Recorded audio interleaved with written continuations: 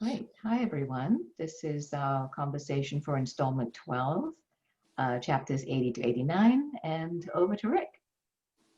Well, everybody, I have a treat for you. I have a gift for you. Over the past 6 weeks, Christina and I have been receiving a weekly message. And starting this past Sunday, you have been receiving a message. I'm going to show it to you. I wrote it down in the same way I always do in my handwriting. And then I put it on a Word document, and I'm going to share my screen and show it to you. And if you want a copy of this, just put your email in the chat and I will send it to you. Okay? I'll show it to you and then I will read it out loud to everybody. It's not very long.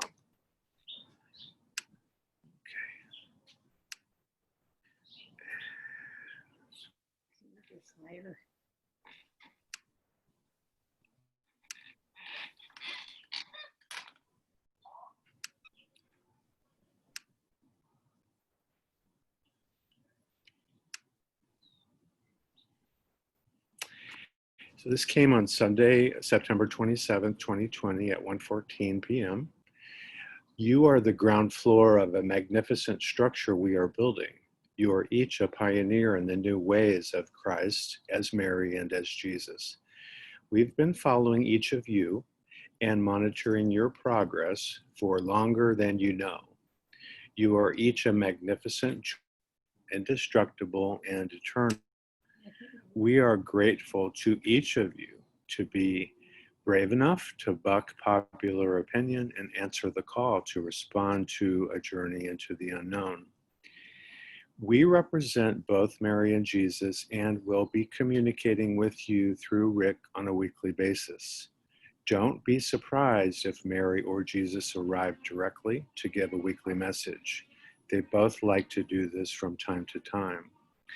In great love and admiration for each of you, a disciple of the true gospel in your own right, and this group has identified themselves as Cadre of Souls, and it's the same group that has been authoring the weekly messages that Christina and I have been receiving over the past 6 weeks.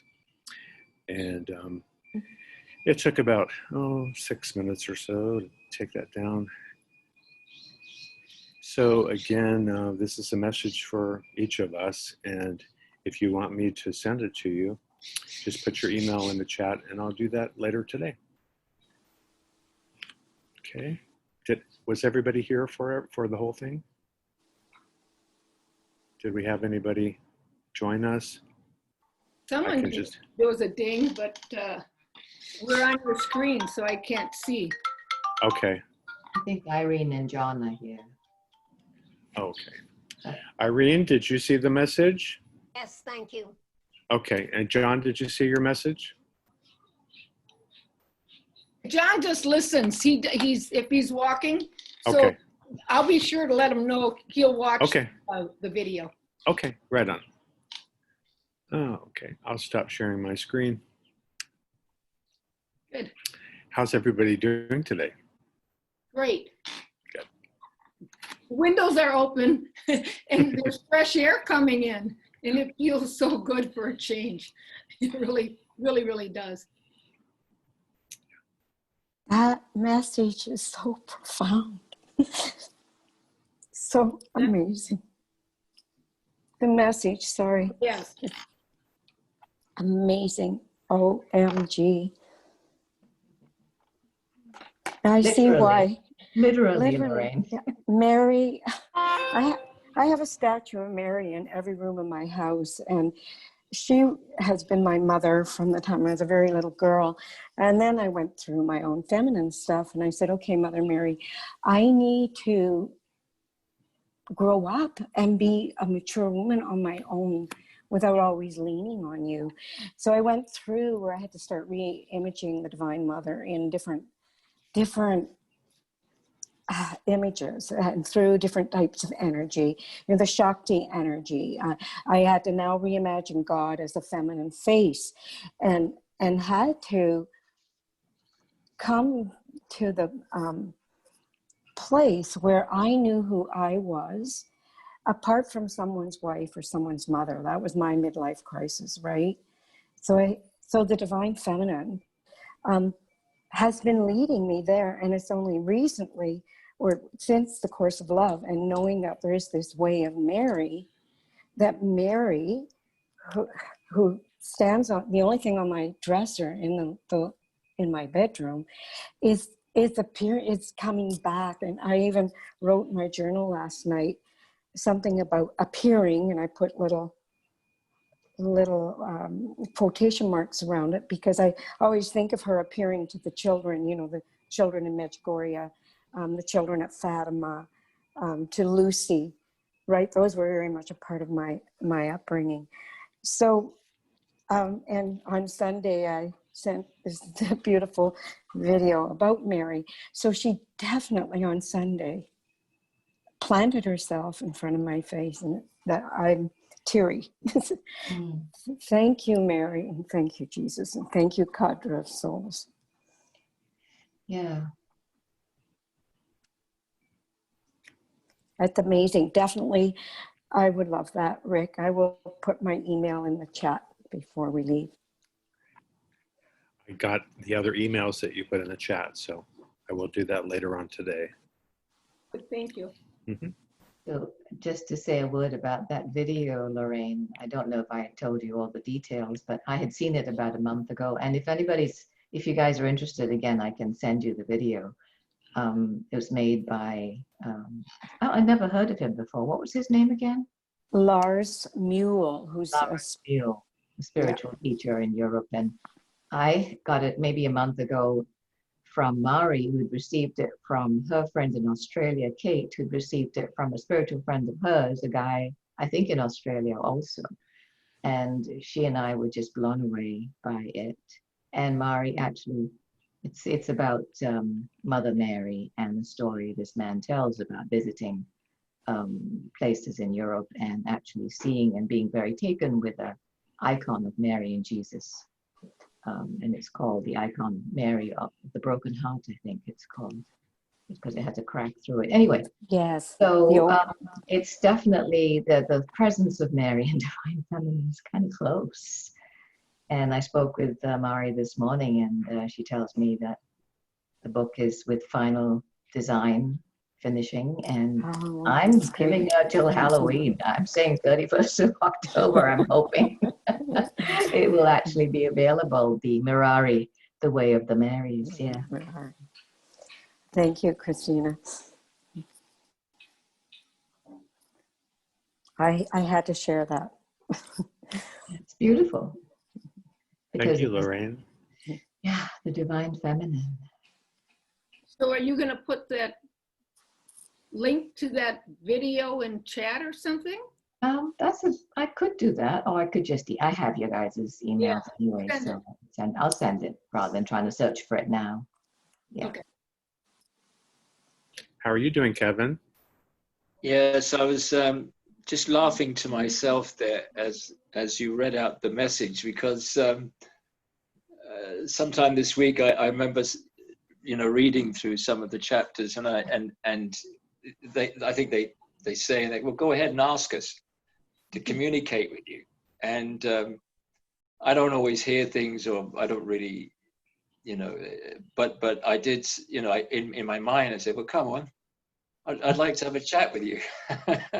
And so pleasantly surprised by that. It's kind of tickled me just getting a communication like that. And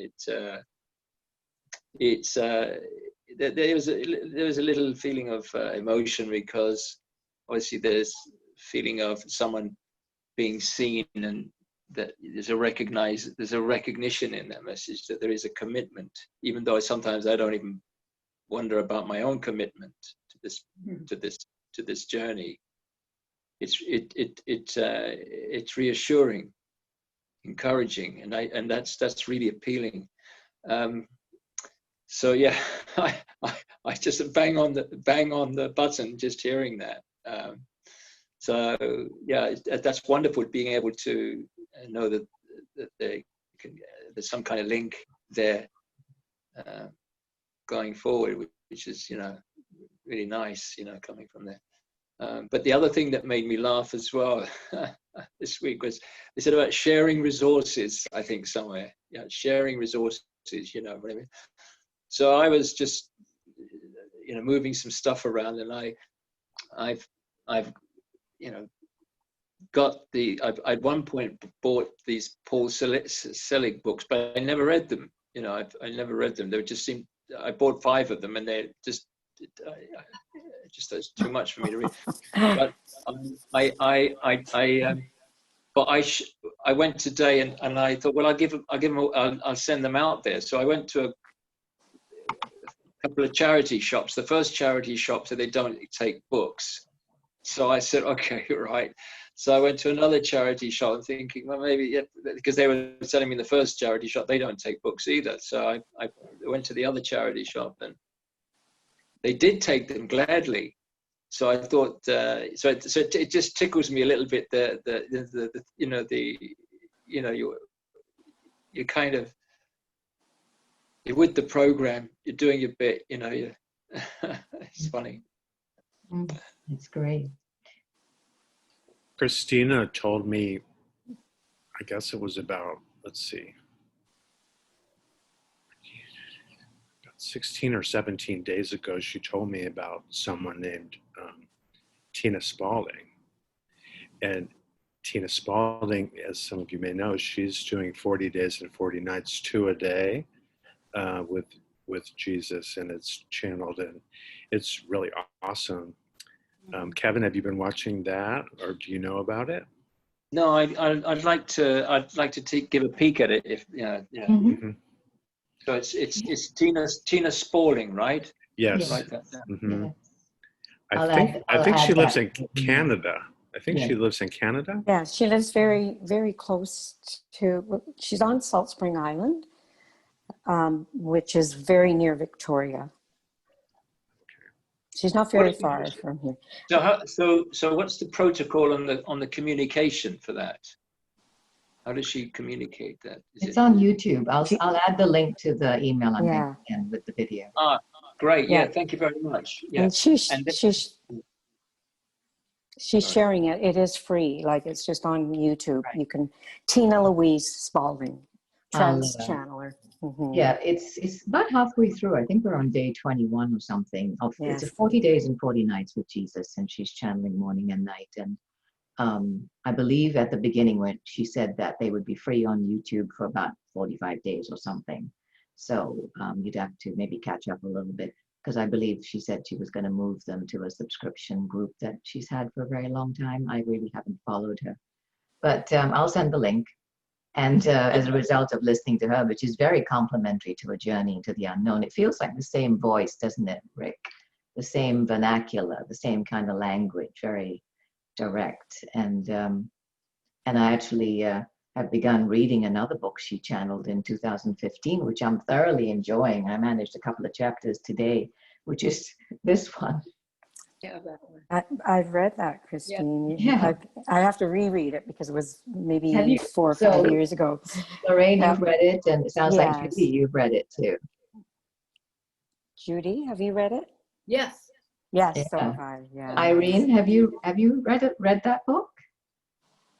And I was not familiar at all with Spalding until you told me about it, and so I've been listening online to a lot. Oh, great! Yeah, that's right. I just emailed you a couple of days ago. Yeah, because I never heard of her. No, I really hadn't either. I heard of her late last year sometime, because she was at a little gathering we had in North Carolina. But yeah. The messages. Of course, these are. Oh, go ahead, Lorraine. Well, the messages are so relevant to the current day, almost day to day, on how we need to be preparing and navigating ourselves.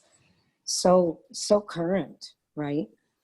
So they give us a little tidbit of advice on how to proceed, or what to do, or what to reflect on, but relevant to everything that's happening around us. Yeah, it's quite interesting. These are just more resources for you to have in your toolbox and share if you feel so inspired. Mm-hmm. Thank you. For sure. Yeah. we need all the help we can get Yeah. at this That's- particular time in history and Mhm, this nation anyway. mhm.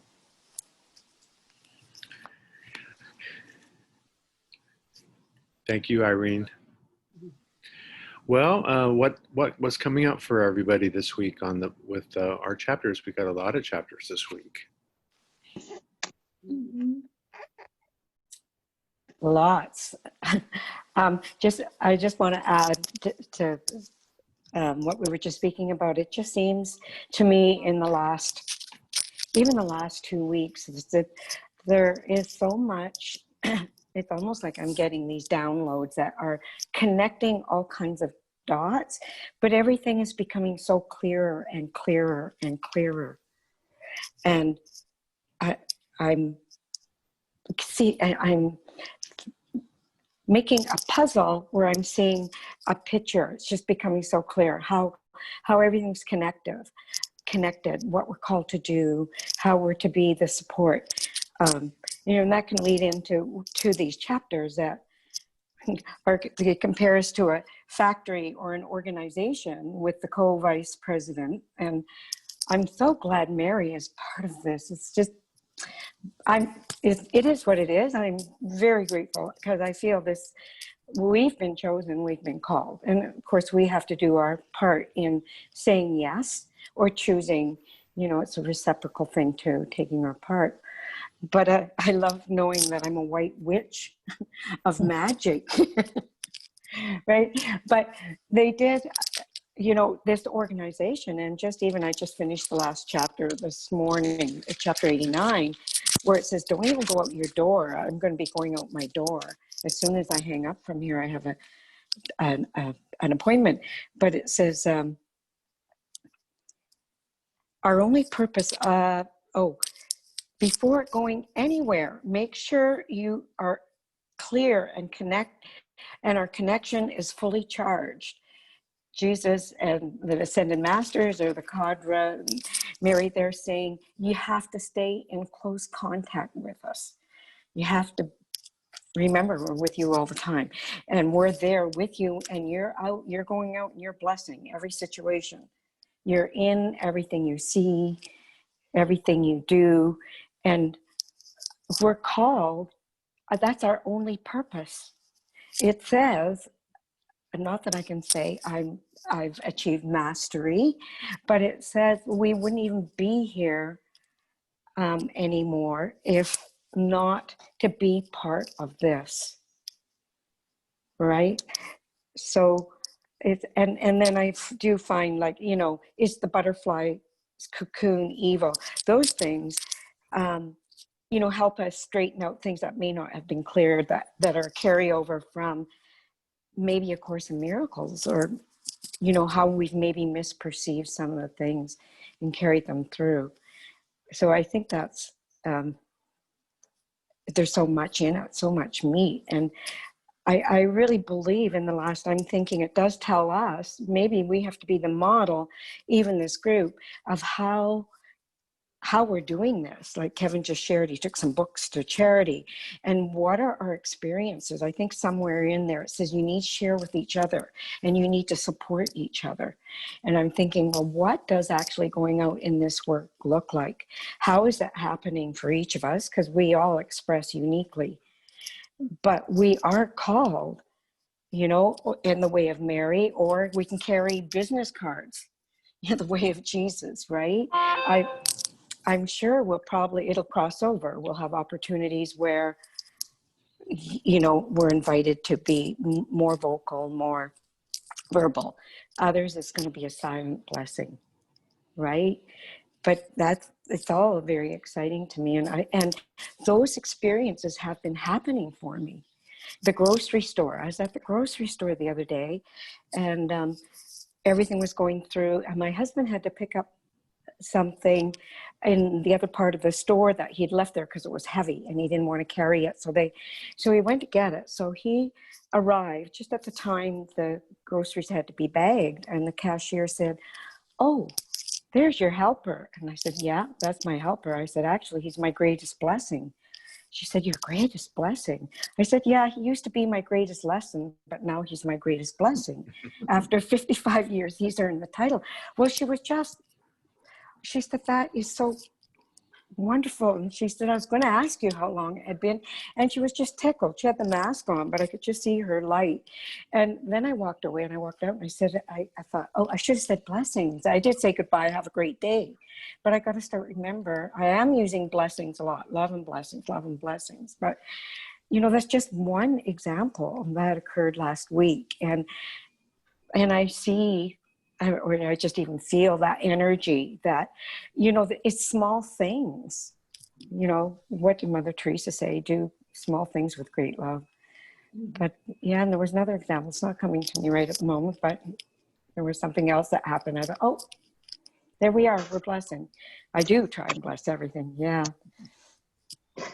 Staying with the blessing thing, I was on another Zoom call and someone is very disturbed with the way things are in our political system. And I'm sure she's not feeling too great after last night's debate either.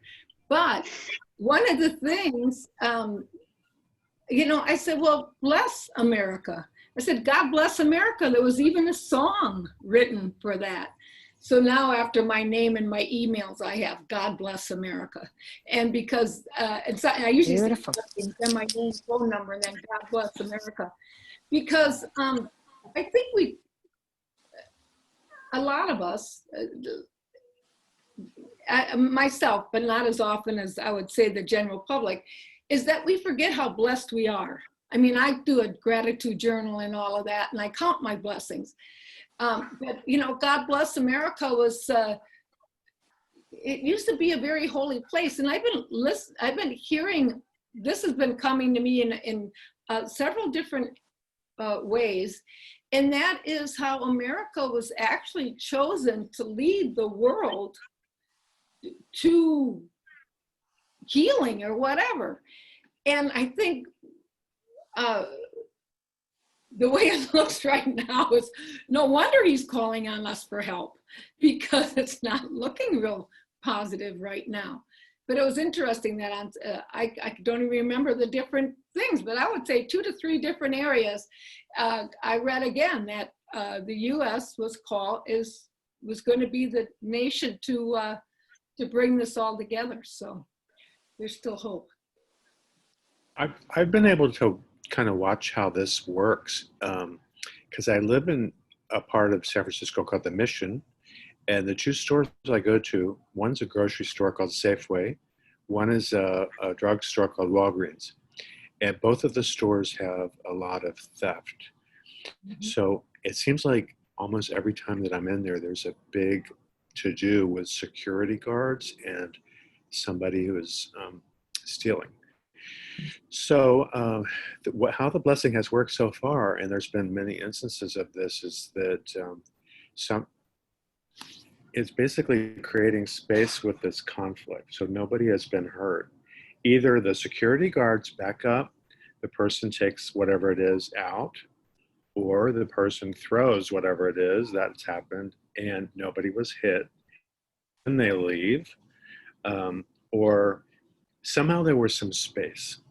So that's the important thing. It's not the property, it's the space, so the no hurt.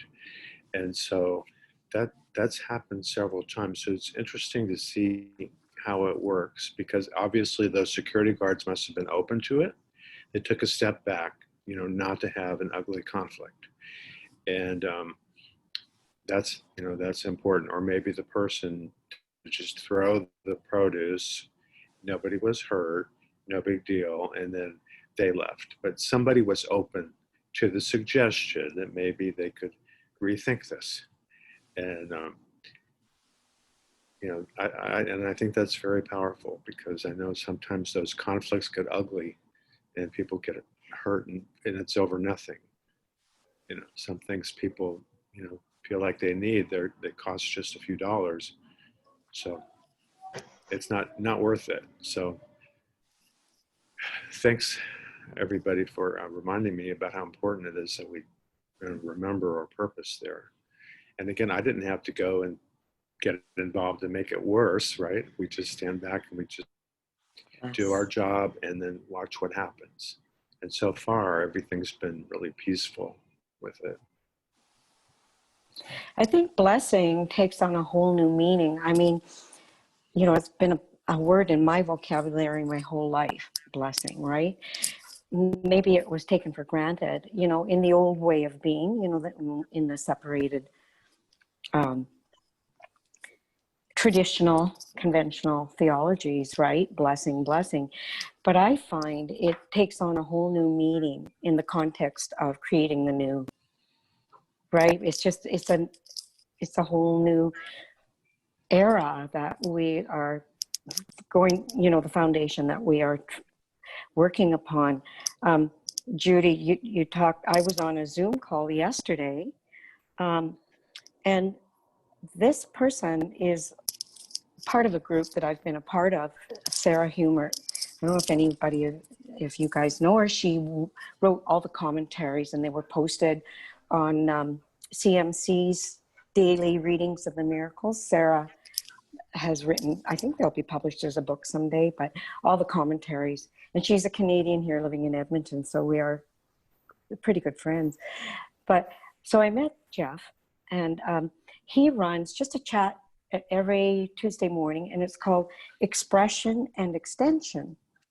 So I went on maybe 20 minutes into the hour, and there was somebody in distress that was just venting, and she said, please don't tell me what the Course says to do. Please don't. And you know, we just had to hold her in light and love, and nobody spoke.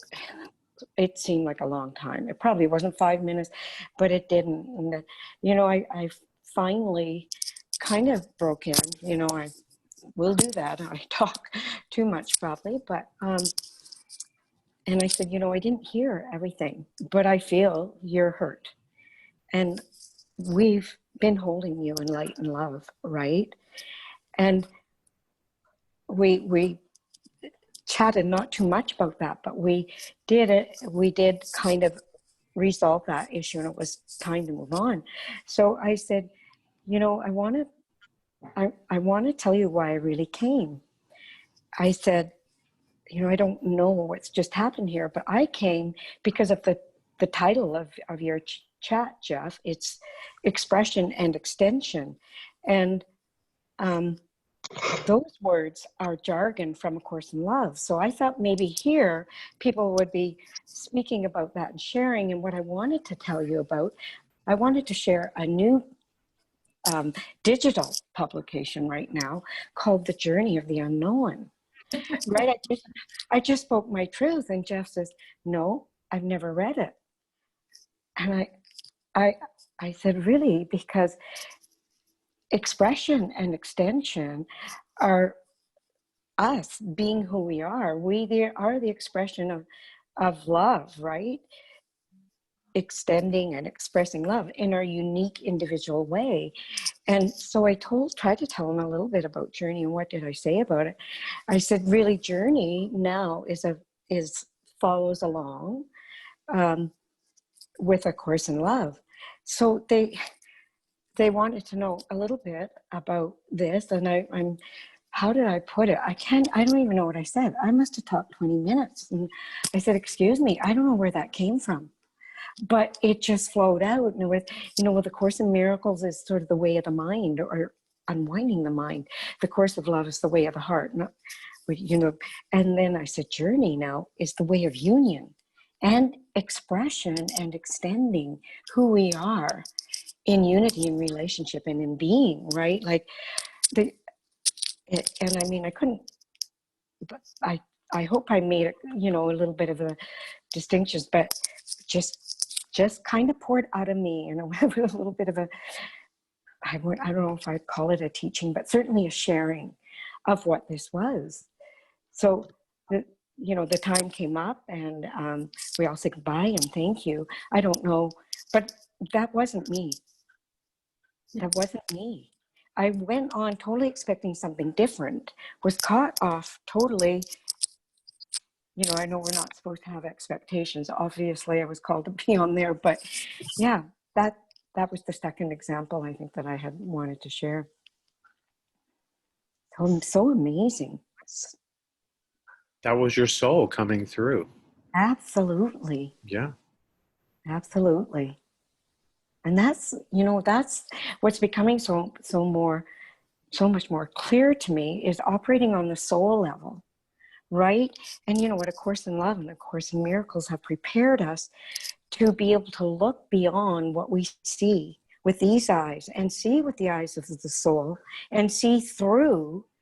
And I was just reading in one of Conversations with God the other day that mastery is when we can, how did he put it now? When we can see God's perfection in everything, whether we agree with it or don't agree with it, whether it looks dark, whether it's black, whether it's white, whether it's dark, whether it's good, whether it's bad. But when we see God's perfection there in the debate last night, doesn't matter which candidate was speaking or not, we will have achieved mastery. So, so I think that's what's coming through, is that we are seeing that whole other world, the separation that Tina today in her thing, Jesus defined separation as being, or the dream as being separated from love. As being separated, that's the dream. And the illusion is the false, the illusion is the false ideas of where power lies. So it's becoming more clear to me, what we see with the eyeballs and what we see with the heart. Right? And being able to sort out lots of stuff in A Course in Miracles was always mental gymnastics for me. And I'd never be able to teach it, because I try and teach some of those principles and I just get so confused. It's all about the mind, right? But it's even, I have found in these weeks since I've been here, that even that stuff, oh, that's what that meant. Oh, that first reading was all Greek, but it was speaking to my soul because I absolutely loved it. And that book, I take it to bed with me because it gave me so much peace, but I can't explain the principles to you very well. And having been a chaplain, a retired chaplain, in a leadership role in a conventional religion, which, by the way, the irony was I was starting to disengage from its doctrine at the time. But I thought I was supposed to be teaching, and I was waiting. Well, how come every time I try and start a group, it doesn't work, it doesn't work, it doesn't work? Now, it shows you how attached we get to our ideas, ideas. And all those old thoughts, when Course of Love or Journey is telling us all those old thought systems, we got to get rid of them, and those patterns of behavior are based on that thinking that has no power. And that's why we have to stay in the moment, right? Because if we rely on how we did things then, it never worked. And it's not going to work. The only thing that's going to work, what choice do we have being here? There's no alternative. Ultimately, there's only love. And we have been called, oh my gosh, okay, I've got to stop now. I'm just rambling on. Lorraine, that's a really good example of how your soul came to the front, your small self went to the back burner so that you could convey that message to the people. That's an excellent example of how that works. So thank you for that. Jude, what are you thinking about? I looked up blessing in the dictionary, and the one I like, I think the one that really sits with me with this work is the invoking of God's favor upon a person. A favor or gift bestowed by God, thereby bringing happiness. That's nice, but the invoking of God's favor upon a person, I think, is more what we're called to do in that movement of giving a blessing. So today, I know we have the same problem here with our stores. Safeway around the corner for me have police cars there quite often. People are so brazen, they walk in, take armloads of things and walk out again. And it's just like, it's amazing to watch. But every time it's the same way. I think, Walgreens says they have security, but it's, kind of keep the real innocent people innocent. So with that going on one corner, on the other corner is a SRI, which is a government-based housing thing. And today I went out and I went around the corner, there's a bus stop. And there was such a group of characters. San Francisco's got characters anyway. But there was such a group of characters all at one time because they were waiting for the bus. And I had the mask on and I mumbled to myself anyhow. I went, oh my God. Oh my God. And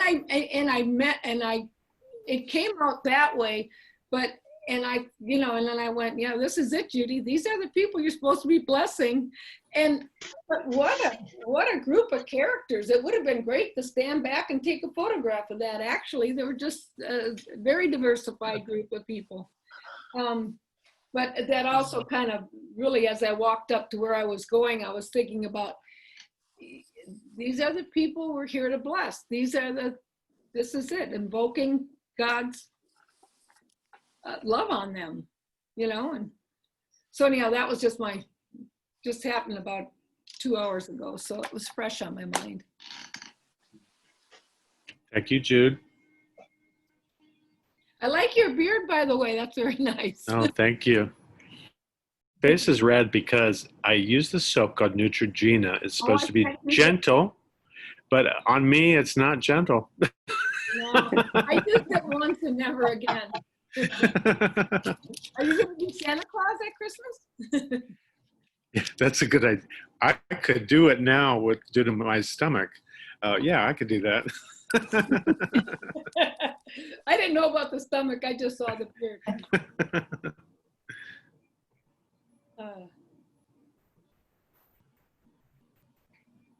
I found these very interesting this week. Relevant.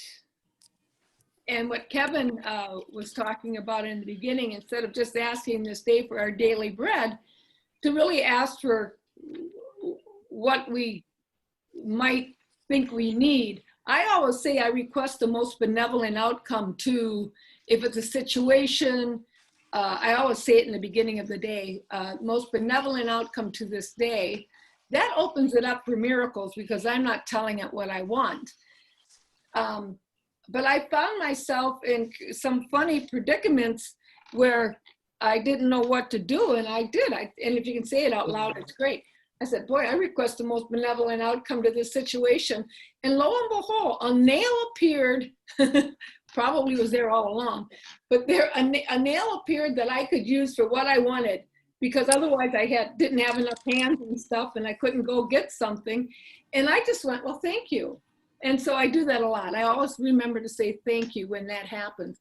And I like the fact that it talked about magic and miracles, because miracles really do feel magical, and which I'm right in there with you, I think it's great.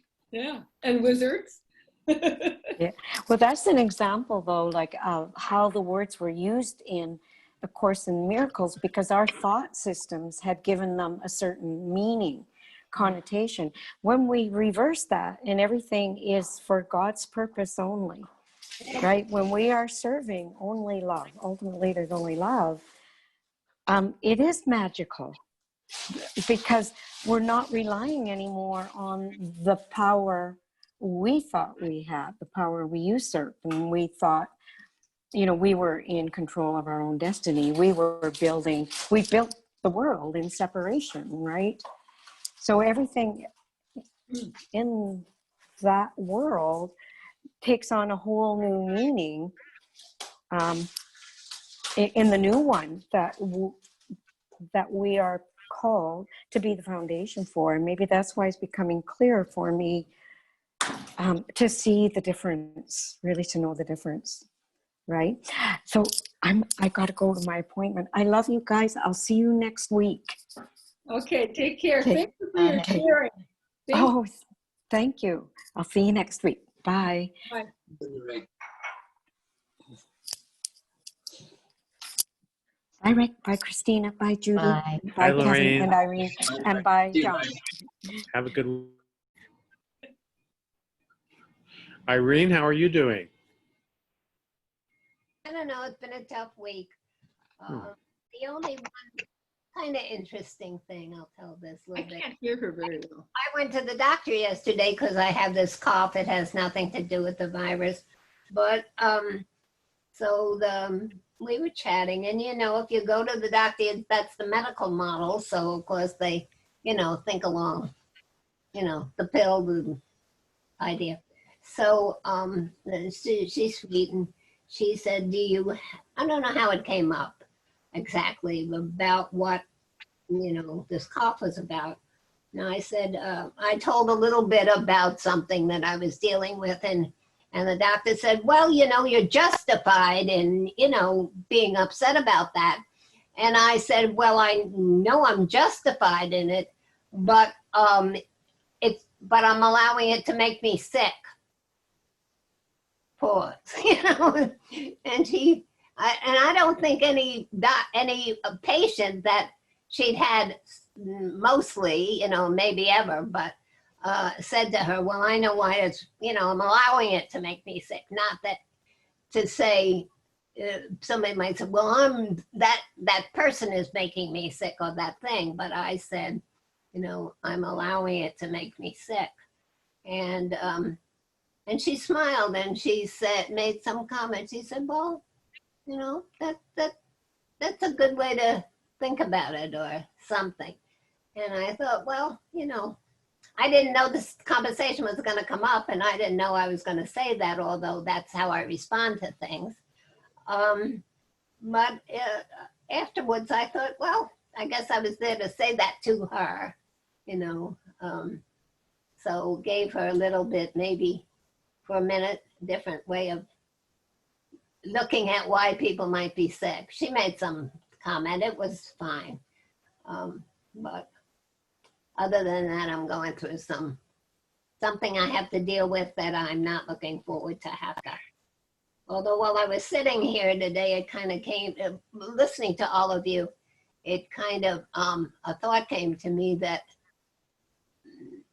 the fear that I have about the thing that I'm feel I have to do, not the fear about it, but that the person might be waiting for it to be said, and they're afraid to bring it up. I need to say no to something, to somebody. And what came to me, which was a whole different approach, come from a different place, was maybe that, instead of me worrying about, oh, I'll hurt their feelings or they'll get all upset, was what I had been holding on to. But what came to me was maybe they're needing or waiting for, because they're afraid to say it too. They're afraid to say, well, I'm going now, or this is the end now, or something. And maybe it is that they're waiting for me to, or I'll say, but they're waiting for me to bring it up and say no. So that was kind of I don't know that that's true, and I don't know that that's the floodgate I'm going to open. But it was an interesting other way to see it. That's it. That's powerful, Irene, because we're all conditioned to believe that other people make us say and do all kinds of things. But when we realize that we're really choosing how we react to it, that's a totally different it's a new thing, definitely. Even today, a brand new thing. It sounds like you introduced that to somebody. That's cool. Thank you. Thank you. Blessing you, Irene. Blessing you, Irene, and the other person, and going with what Judy, I think Judy, you said earlier about calling forth the most benevolent outcome for that conversation that you are going to have.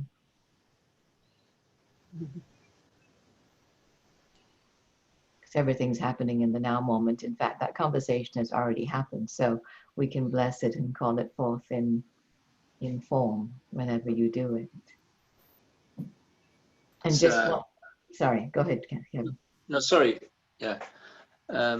Yeah, I really love that about, as Rick was speaking about the space and safe ways. I mean, I could see a number of scenarios that I've been involved in recently, that benevolent outcome and giving them space. I was actually getting relief, just almost like tapping into those situations that you know were contracted a little recently.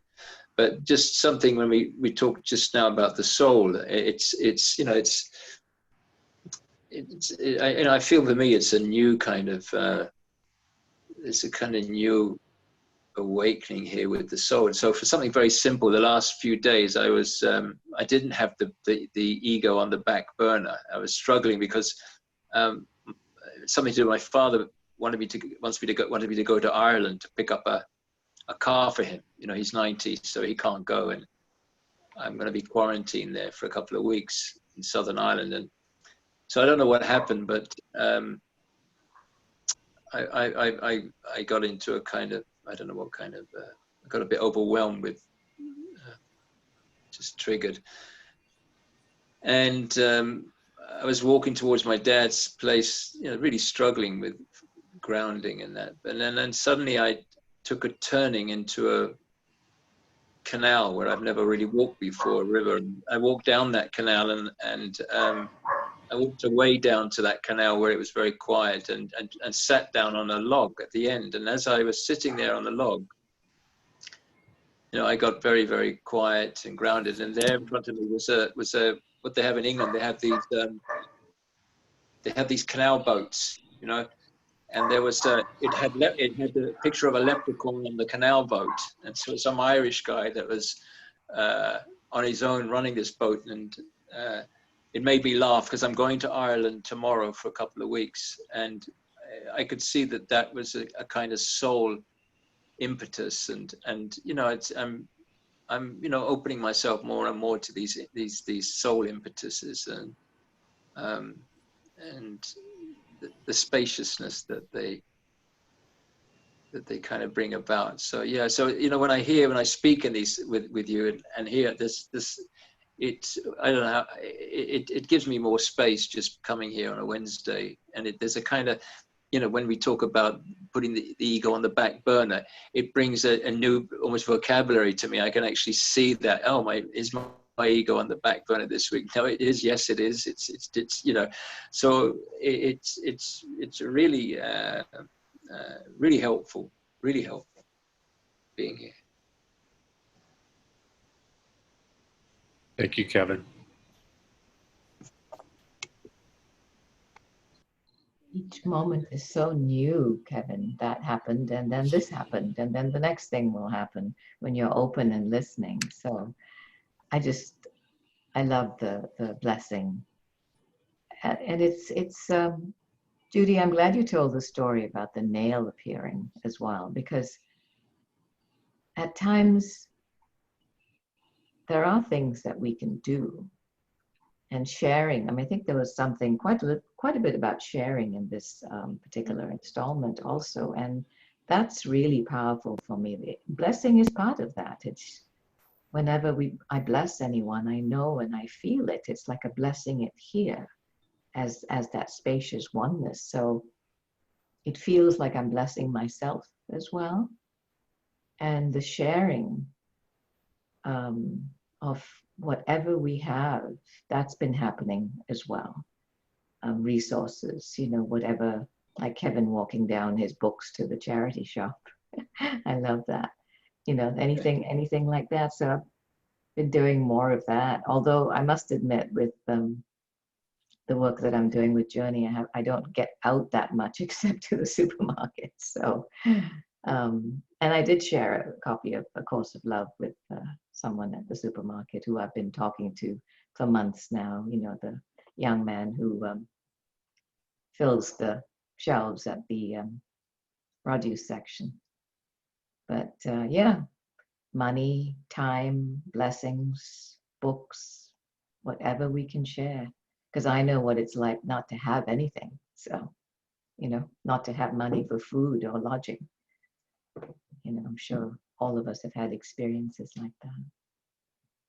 It's it seems like to me the supermarket is where there's a lot of action going on down there. Because that's the only place we're going at the moment. I'm getting down to the supermarket. I'm gonna have a good peek around. You know what I mean? Well, that's probably because of lockdown. You know, when all of this is over, we'll be talking about other places as well. Yeah, well, for a long time, it was the only place we were allowed to go. It's kind of still the only place I go, to be honest. Well,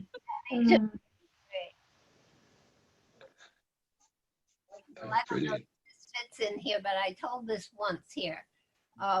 This lovely thing that about 40 years ago, I heard this story and I believe it was true. And I said that a young man worked for a supermarket, and he was pushing carts into the store in the parking lot, and he passed a lady who just looked grim. She looked like her world had crashed. And when he passed her, he said under his breath, "God bless you." And she went on walking, and then she turned around and she said to him, "I don't know what you said, young man, but thank you."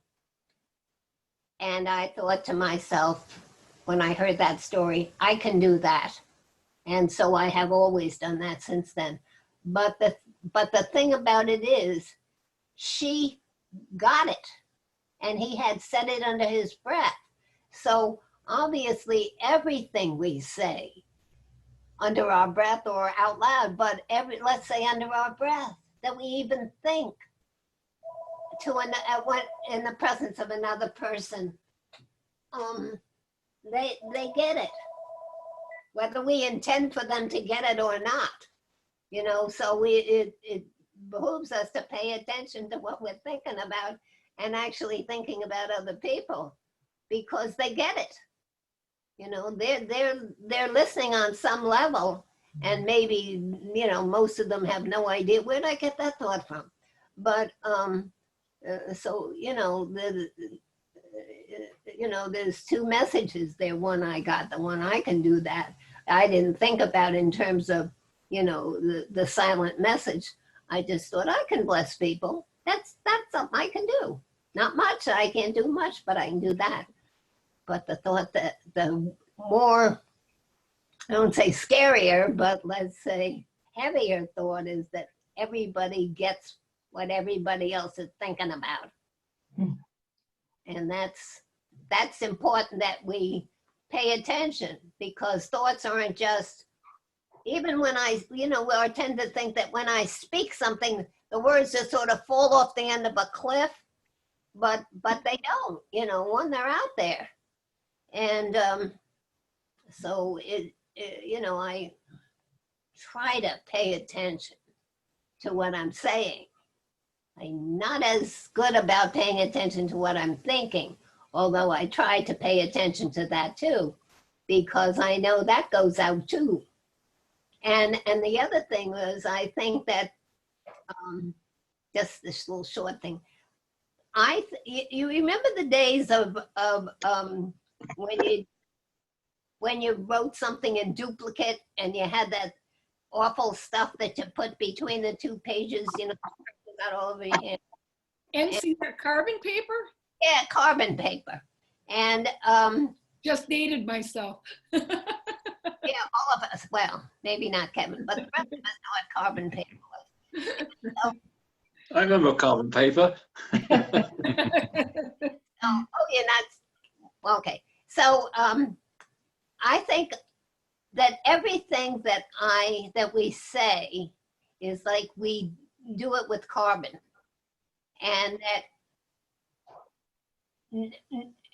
and so we give away one part, but we keep the other. And the interesting part is we give away the carbon, but we keep the original. And so I see things in visuals. So that visual came to me some years ago about the carbon paper and the, but if we thought about that, everything we speak, we keep the original. And then I say to myself, is this something I'd really want to say to myself? Guess not. Then don't say it to that person either. Okay, thanks. That's true. I have a lot of wild thoughts and say a lot of things to myself that aren't very kind or very nice. And when I hear that, and I know words are powerful, I just go, geez, and I just, then I feel, well, I'm looking at hell in my future here, I mean, it just is. But what I get, and I think this is where what's real and what's not real is helpful, at least for me. I might just be trying to make myself feel better here. But only the thoughts I think with love with God really have any meaning or any sustenance. The other things that the ego blurts out and all of that, it will have an effect. I'm not saying it won't, but it's not going to be lasting like love lasts. Love's eternal. And so anyhow, otherwise, I would think we'd all be, again, sinners, like, we were told in the Bible. And so, so while that's true, words have power, it's all energy. Be kind to yourself. I think one of the chapters said that too, is to be gentle with yourself. And I'm going to have to go. So. Well, the other thing you can do is when we catch ourselves saying something that, or even thinking something that we know not in our best interest, we can take out the big universal eraser and erase it. I go delete, delete, delete. So, All delete. I do have to go now, though. Nice chat. Thank you, everybody. I just need to check an admin thing before we go. The emails, I'm going to assume you're all signed up for Zoom, so I should be able to find all your emails. And I'm also going to assume that that everybody's happy with everyone else getting their email address when I send the email, so that you all will have each other's email addresses. Yeah, great. That's my assumption that I'm going to make. I've been very respectful about not, blanket sharing emails with people, but this sounds perfect, feels perfect. So thank you. Just checking that. Christina, thank you for all the hard work that you do on this project. Thank you so much. Mm-hmm. Yes. Thanks So all much. of us. And if Joy. it's okay with you, when I get the copy, I will post it in the the chat after you download the video. That way people will have it besides in the video, they'll have it on the bottom to resource. Is that okay? That's up to Rick, the Yeah, message. Rick, I'm asking you, is that okay to do that? Oh, I'm sorry. I didn't know. Absolutely. Okay. It's yours. You do whatever you want with it. It's yours. Okay. Freedom. All right. Thank you, everyone. All right. Thank you. Bye, Bye-bye. Mwah. Love you all. Everyone. Bye. Bye. Everyone. Bye.